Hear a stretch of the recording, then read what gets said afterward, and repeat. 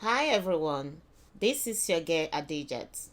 Today we are going to be cooking palm nut soup, popularly known as Banga soup in Nigeria.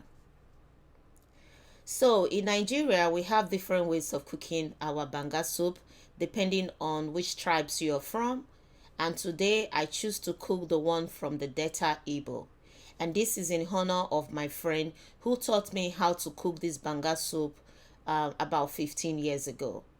So I hope I do justice to this today, and I hope that you guys are going to like this recipe and that you enjoy after cooking it. The first thing we want to do is to cook some of our fresh proteins on pressure cooker. The reason why we're using pressure cooker is because the meat that we get here in diaspora for some reason can be so difficult to cook if you don't use pressure cooker. It takes longer time and it's lots of consumption of electricity, however you see it, but that's how I see it. So what I do is I put this in my pressure cooker, add pepper and onions, a little bit of blended crayfish, and then I add my salt and my bouillon. So the next thing that I do is to add a bowl of water into the protein. The reason why I do this is because I need the meat stock to cook my banga soup when it's time. So basically just cover it and then let it cook for about 10 to 15 minutes. That way it is half cooked because you don't want it completely cooked all the way. So guys, I want you to look at the palm nuts that I'm using. This one right here is Ghana Fresh. Ghana Fresh is one of the best canned palm nuts, and this is because I live in a diaspora that sometimes you find it very difficult to get the fresh palm nuts that you want to process into the cream. So what I do is I usually buy the ones in the can. As you can see, the first thing that I do is to scoop all the palm nuts into my bowl, into my pot that I'm going to use in cooking it, and then I added water to it so that way I can cook it for about 20 minutes so that whatever chemicals or whatever the preservative that they use can completely burn out. I don't know if that's the case, but that's how I see it. So now I have cooked the palm nuts to for like 20 minutes. You can see all the water that I added is all dried now, and the palm nut is thick, and you can see the amount of oil that is coming out from the palm nut. So the next thing you want to do is to add in your blended pepper and onions. So stir it all together and let it cook for another 2 to 3 minutes. Guys, what you're seeing there is one of the things that we use in Nigeria. We call it the banga soups steak. I don't know what it's called in the native language or in English, but I usually refer to it as banga steak. So my meat has been cooking for like 10 minutes and it's halfway cooked, and that's because I use pressure cooker. Because I want the meat to naturally cook completely in my banga soup, the next thing that I did was to pour the meat into the banga soup and stir it properly, and then I leave it a little bit to let it boil, and then the next thing now is to add in our other ingredients.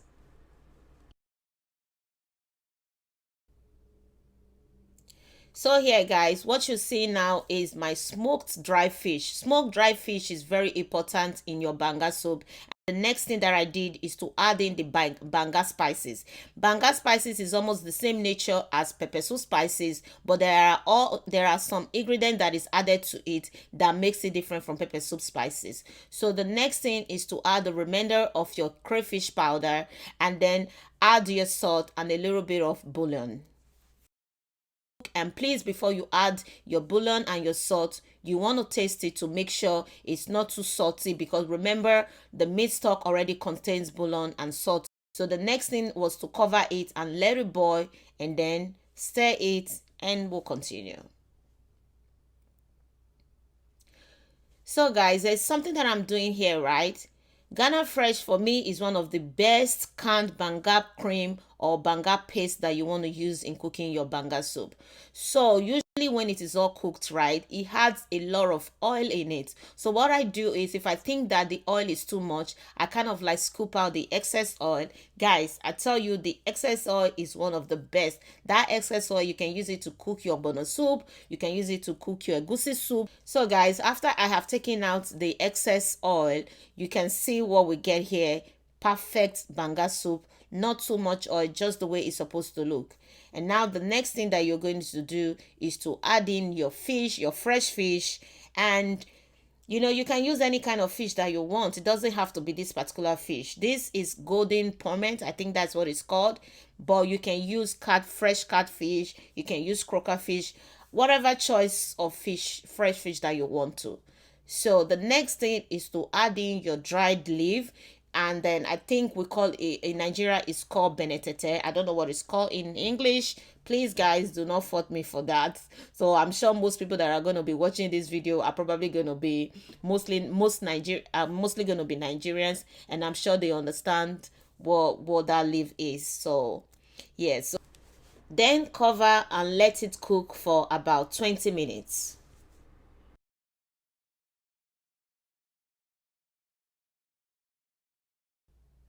Guys, watch out for the way I stir the soup.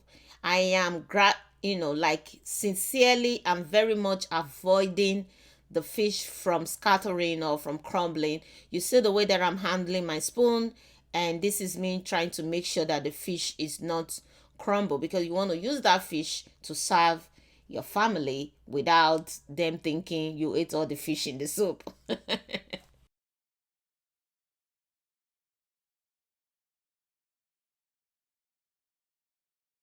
All you need to do is to cover it and let it cook for another 10 minutes. Our soup is ready to be served, but banga soup is not complete without the signature starch. So let's go ahead and make us some nice starch. All you need to do is to add the amount of starch that you want into your pot. Add 1 teaspoon of palm oil depending on the quantity of the starch, and then go ahead and add your water to it and mix it together until the starch is completely dissolved into the water. So the next thing is to put on your hot pan and then start cooking. Guys, you need to put a lot of energy when you are stirring, because it's going to get to a point when it becomes so starchy and you need that strength to turn it together to make sure you don't have too much seeds in the starch. So keep stirring until you get to this consistency, and if there is any seeds in the starch, all you need to do is just to take it out. And our starch is ready to be served. So I do hope you enjoyed this tutorial today, and I hope it wasn't so difficult. It wasn't so difficult for you. Like I said, there are alternatives as to how to get your palm nuts. If you are living in diaspora, you don't have access to the palm nuts that you need to process by yourself. All you need to do is they have good palm nuts, canned palm nuts in the market that you can find, and I tell you, if you cook it properly, it still give you the same taste without any issue. All you just need to do is to get the right ingredients. Please don't forget to comment, like, and share this post. Bon appetit. Bye.